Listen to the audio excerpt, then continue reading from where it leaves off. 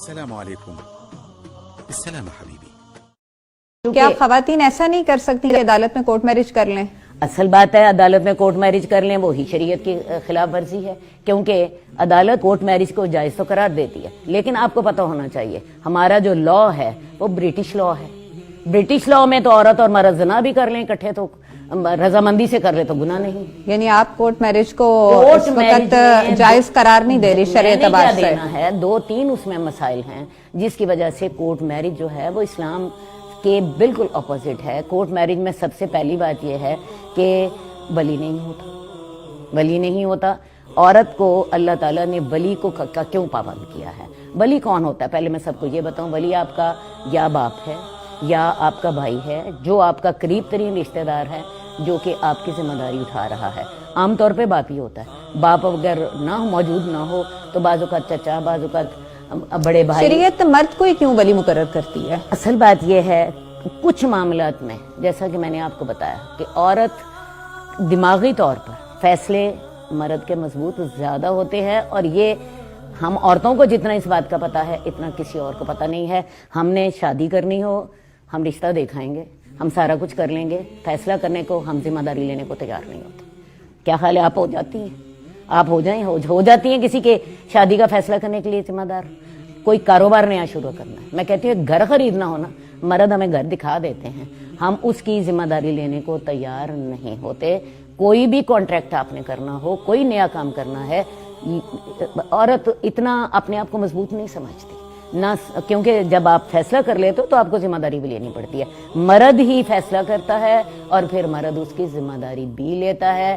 ویسے بھی میں خود یعنی اگر شادی کی صورت میں کوئی ناکامی ہوتی ہے تو اس کو بھی پھر مرد فیس کرتا ہے؟ دیکھیں میں آپ کو بتاؤں، جب آپ نے اللہ تعالیٰ نے عورت کے ساتھ ایک مرد رکھا شادی میں اس کو بیک دینے کے لیے، کیونکہ شادی میں عورت جو ہے نسبتاً کمزور پہلو ہے اس کا. شادی میں مرد نسبتاً اس کا ہاتھ اونچا ہے اور عورت کا نسبتاً ہاتھ نیچا ہے، کیونکہ مرد جسمانی طور پر بھی مضبوط ہے، مرد مال بھی خرچ کر رہا ہے، مرد اس کو گھر بھی بنا کے دے رہا ہے، عورت مرد کے گھر میں آ رہی ہے.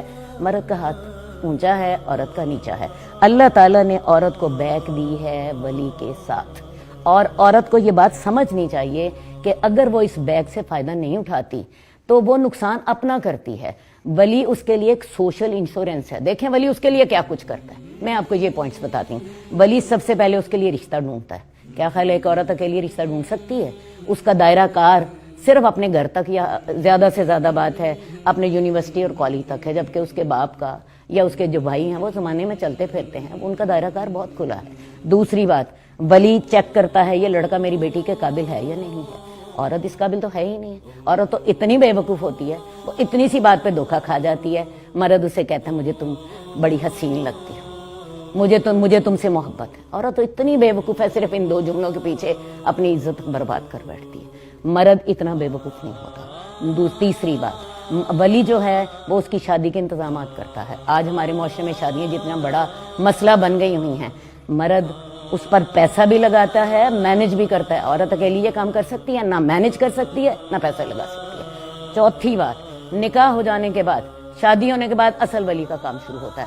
اگر عورت کے معاملات اپنے خامد کے ساتھ نہیں جا رہے تو ولی اس سے مطالبہ کرتا ہے، ہاں بھائی تمہیں میں نے بیٹی دی تھی، میری بیٹی مطمئن کیوں ہے؟ ہاں یہ عورت کے حق میں یہ عورت نہیں کر بہت سکتی، بڑا یہ عورت نہیں کر سکتی ہے. فائدہ ہے. ویسے بھی میں آپ کو بتاؤں جو نکاح کا جو معاملہ ہے نا، یہ عورت اور مرد میں نہیں ہو رہا، یہ کانٹریکٹ ولی میں اور دلہا میں ہو رہا ہے. یعنی 2 مردوں کے درمیان نکاح کا ہے، کانٹریکٹ. اور اللہ نے عورت کو یہ بیک دی ہے. اس کے بعد میں آپ کو بتاؤں، پہلی بات میں نے آپ کو بتائی، ولی اس کے لیے رشتے کا انتخاب کرتا ہے، ولی اس کے لیے رشتے کو چیک کرتا ہے، ولی اس کے لیے شادی کا انتظام کرتا ہے، ولی اس پہ پیسے لگاتا ہے. اور شادی کے بعد اس کی اصل ڈیوٹی شروع ہوتی ہے کہ عورت مطمئن نہیں ہے، وہ اس سے پوچھتا ہے ہاں بھائی میری بیٹی تمہارے ہاں کیوں مطمئن نہیں ہے. اور اگر وہ نہیں مسئلہ حل ہوتا، بیٹی کو اپنے پاس لا کے بٹھا دیتا ہے. میں تب تک بیٹی نہیں بھیجوں گا جب تک میرے مسئلے. یعنی طلاق یافتہ بیٹی بھی باپ کا حق رکھتی ہے؟ طلاق یافتہ کی بات نہیں ابھی میں کر رہی. ابھی جی دیکھو جی، باپ مسئلے ہیں، باپ نے بیٹی کو اپنے گھر لے آیا اور باپ لے کے گھر لے کر آیا، جب تک مسئلہ حل نہیں ہوتا، فرض کیا بھی اس کے سسرال والے تنگ کر رہے ہیں، فرض کیا لڑکا بیمار ہے، فرض کیا لڑکا کماتا نہیں ہے، فرض کیا کوئی اور مسئلے ہیں، میں اپنی بیٹی گھر رکھوں گا, جب مسئلے حل ہو جائیں گے میں تب تمہارے پاس بھیجوں گا. کیا خیال ہے عورت کی مرد کے ساتھ یہ کام کر سکتی؟ سوال ہی پیدا نہیں ہوتا. اس کے بعد اگلی بات, یہ سارے کام کرنے کے بعد بھی مسئلہ حل نہیں ہوا, ولی کیا کرتا ہے, وہ کوشش کرتا ہے, اپنی آخری کوشش کر لیتا ہے, طلاق ہو جاتی ہے. اب اس لڑکی کے لیے پناہ کون سا ہے؟ ماں باپ کی محبت بری گوت.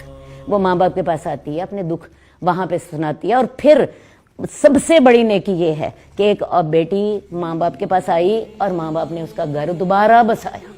حدیث میں آتا ہے یہ سب سے بڑی نیکی ہے کہ ایک عورت طلاق یافتہ ہو کے اپنے گھر میں آتی ہے تو ماں باپ اس کا دوبارہ شادی کرتے ہیں. ایک عورت جب یہ کام نہیں کرتی, کورٹ میرج کرتی ہے یا ولی کے بغیر شادی کرتی ہے, وہ اس ساری سوشل انشورنس سے اپنے آپ کو محروم کر لیتی ہے.